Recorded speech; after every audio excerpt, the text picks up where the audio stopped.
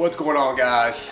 Thank you for joining me on this episode of Charcoal Quest. My name is Danny, and we got a situation going on with Dusty, my 94 Toyota Land Cruiser 80 series, FZJ80.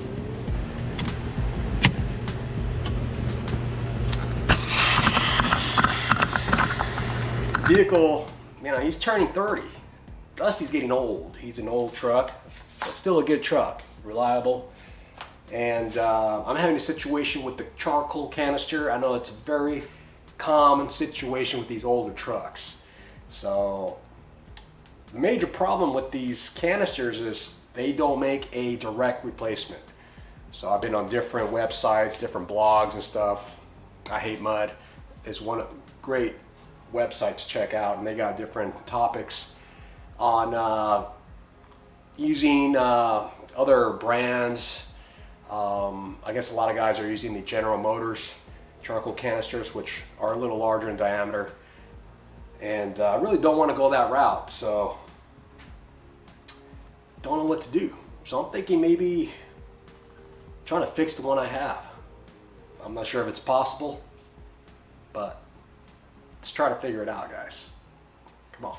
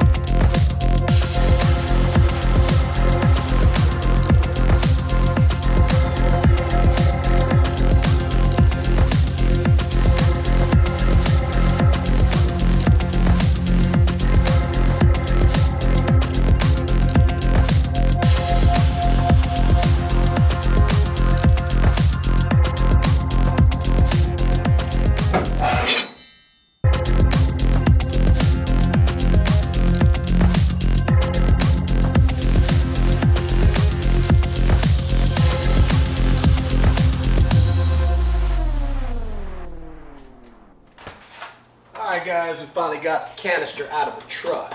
Fought me for a little bit. That damn stud wouldn't let go. But we got it out. So this is a charcoal canister. And that's pretty much what it is. It's a canister that holds charcoal. We're going to test this out to make sure, you know, we could get some air flowing through the system. Because I really don't want to replace this unit. This is the original canister, and I want to keep it original as possible. You cannot find these anymore on the market. I've called around. I've actually contacted a few vendors in Japan, and they're completely out of stock of this stuff, or canister. So just like the name implies, it's a canister that holds charcoal, and what it does is supposed to remove hydrocarbons from being released into the atmosphere.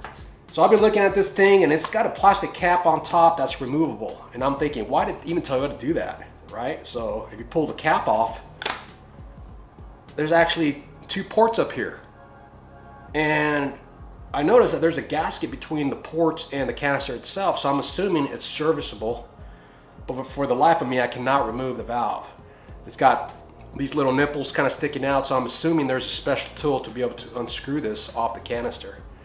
But it just doesn't let go, and I really don't want to damage the ports, so we're gonna leave it alone. So this top valve here, or the top port, that actually goes to the fuel tank, and this lower port will go to your Evaporator Purge valve, which is attached to the side of the block, and right below the intake manifold, you'll see it there. And that Evaporator Purge solenoid or valve will open up and start drawing the hydrocarbons from the fuel tank or your canister to be burnt with the combustion process in your engine. So we got this lower port. This helps to draw in air, or say this does get flooded with fuel, which I don't see it happening, but it might. This will allow the fuel to drain as well. So it's drawing in air constantly back and forth, but it's got to get past the charcoal first, right?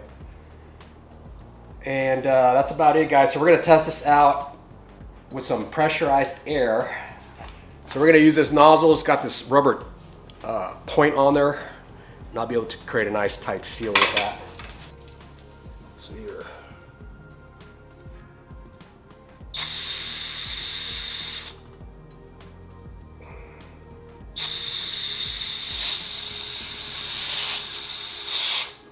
It's not clogged. I see if I can get some more slack on here.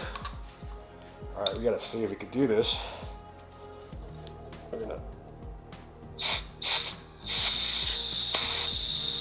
Yeah, it's not blocked.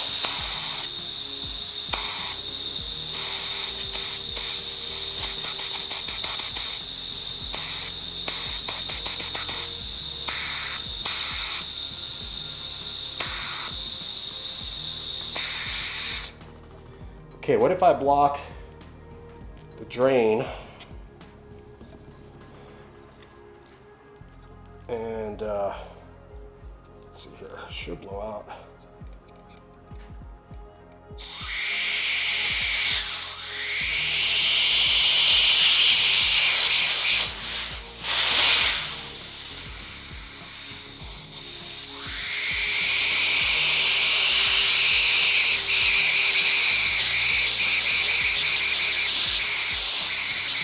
Oh yeah, it smells lovely.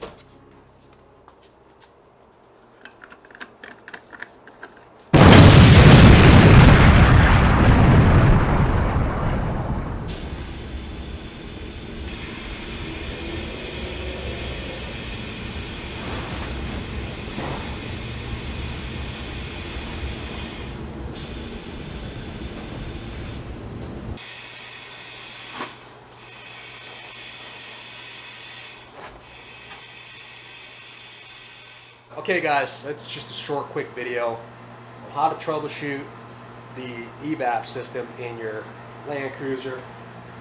I didn't find much, you know. At least I proved that the charcoal canister is not blocked, so that's back in the truck. I also proved that the line, the hose from the inlet, fuel inlet to the front of the vehicle is not blocked or kinked.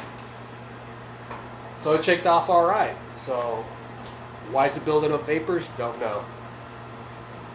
But I am going to do a complete service, major service to Dusty here. We're going to actually remove the intake manifold, throttle body, everything's coming off the top end. We're going to do new fuel injectors in Dusty. So brand new Toyota fuel injectors. And then we're going to see where that purge valve actually splits. And where does that line go? So I don't know. It's all underneath the intake manifold. So we're going to figure all that out. And maybe we'll find something. But so far, that's it. That's all I got for you guys. And catch you on the next one.